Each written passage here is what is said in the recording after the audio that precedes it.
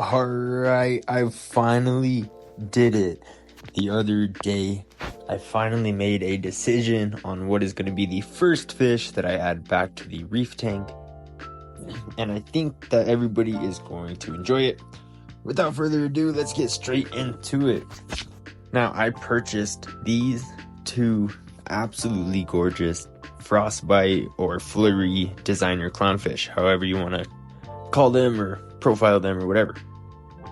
Overall, they look absolutely amazing. Are they my dream clownfish? I wouldn't consider it. I'll throw up a little picture of my dream clownfish. Are they absolutely my dream clownfish? Absolutely. I feel like only certain people will get that, but no, these guys are the coolest clownfish that I think I've ever seen. So cool that I had to buy them and pick them up for my reef tank. I did have an ick mishap about 3 or 4 months ago, so hopefully all that stuff is dormant and gone. The fish in there, the tang, hasn't had any flukes in about 3 or 4 months, so I'm not too worried about it. They've also been in there for about a week, and they are fine. On top of these clownfish, these gorgeous, beautiful clownfish, I also decided to get the most popular coral in the hobby, the pulsing xenia coral. Now, this is not the first time that I've had this coral. I've had this coral way back in the past when I had my first reef tank, and I totally forgot how cool it was. With its pulsing hands and its self-movement, there's no other coral like it, and although it grows fast and it's a nuisance for most reefers, it's absolutely stunning, even with no coloration. Getting into the process of how I added everything into the tank. Now, I didn't want to really take any water out because I don't trust myself mixing in a gallon of salt water and doing the transfer and the mixing of parameters and drip acclimating and all that stuff. So I ended up just putting the bag in the pitcher and then grabbing some of the tank water, putting the tank water in the bag. I did this for about 15 minutes until I felt comfortable, and I slowly added the clownfish in one by one because I could not catch them both at the same time. And once I saw them in the tank, I mean, wow, I really fell in love with them. When I first saw them, they were in the local fish shop in a maybe, honestly, a 1 gallon cube.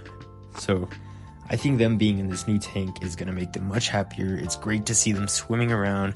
They paired up pretty instantly. They bicker like an old couple. They'll go to opposite sides of the tank, but overall, they get along way better than I thought they would. Without forgetting about the new coral that I got the xenia, the pulsing xenia. This is a massive frag that I got for a really good price. I couldn't pass it up. I wasn't really planning on adding this coral yet. I wanted to do it more when the GSP had grown out along the back wall.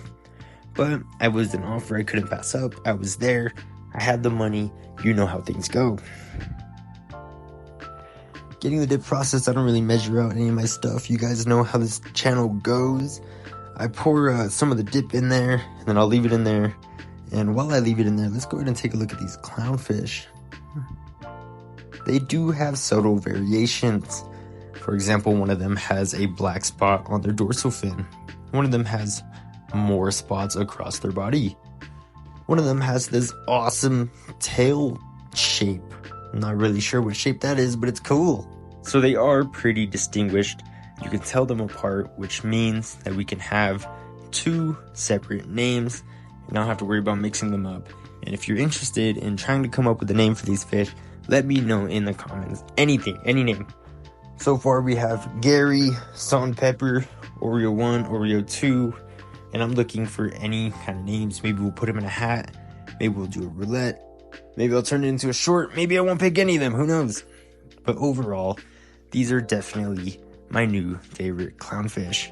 They match, which is, it's really important to me. I've had 2 pairs of clownfish before this, and neither of them matched. One was a normal ocellaris and then a black ocellaris, and then we had my most recent pair, which was the normal ocellaris, and then I think it was a snowflake ocellaris, one of the lower tier designer clownfish. So now that I have these super awesome designer frostbite clownfish that almost look like they glow blue under the light, I can't be more excited to stare at my tank. Going through that 3 or 4 months without having very many fish in the tank was honestly a struggle for myself. Although I found great love for the corals, I got some new beautiful corals. I really focused on the health and dialed in some of the issues I was having with my tank. There was just something missing.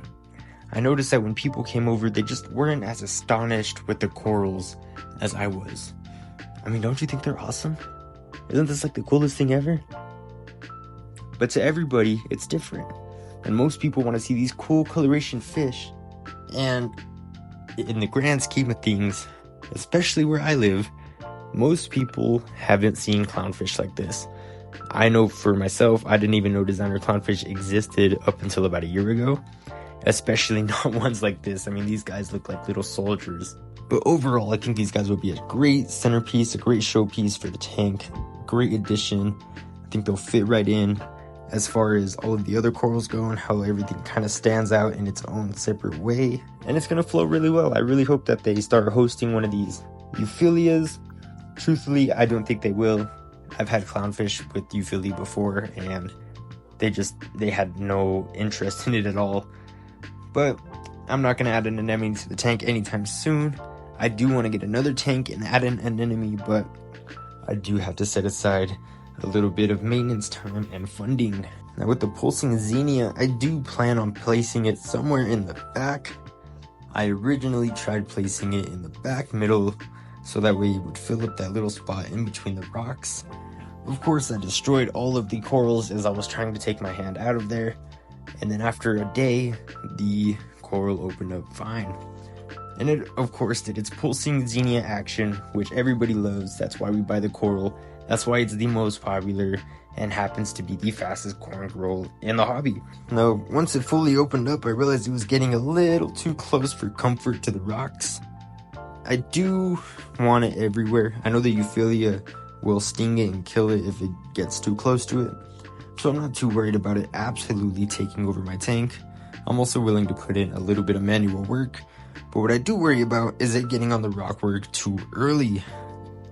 If you haven't noticed, some of my corals don't look very healthy. It's because I've had them in some bad situations before. But now that everything is good, I would like for them to grow and flourish before anything else does. So naturally, I put it in the corner of the tank. Over the weekend, I went ahead and I went to the local balloon fiesta. And wow, was there a lot of balloons. I got excited when I saw a reef keeping balloon. And when I came back, this is 4 days after adding the clownfish and adding the xenia, and everything is looking absolutely fantastic. The clownfish have paired up just about. They still bicker occasionally and you can find them on opposite sides of the tank, but they spend most of the day hanging out right around each other, which is great news, because if they fought and they killed each other, I would be super sad, because how often do you see clownfish that look like that? I mean, be honest. Pulsing xenia also is doing well. It did get shoved in the corner, but I think this corner is going to do it good. It's a nice filler spot. I wasn't really planning on putting anything else back here, so I think it's going to work out great. I hope it grows along the glasswork, not too fast. Prayers up that I didn't ruin my reef tank by adding this coral in. I know to many reefers, it is a nuisance coral, and many people actually recommend not even adding it to the tank at all. But if you know anything about me, I like to take things to the limit. And we're absolutely doing that with this tank. Speaking of which, if you would like to see more on this tank and more videos of mine, please check out my channel. All and any feedback is welcome. I do try and respond to every single comment. And I hope to leave a lot more update videos on this clownfish and on xenia. And now that I've gotten this xenia, maybe in 6 months I'll post a little video on how fast it took over my tank and ruined everything.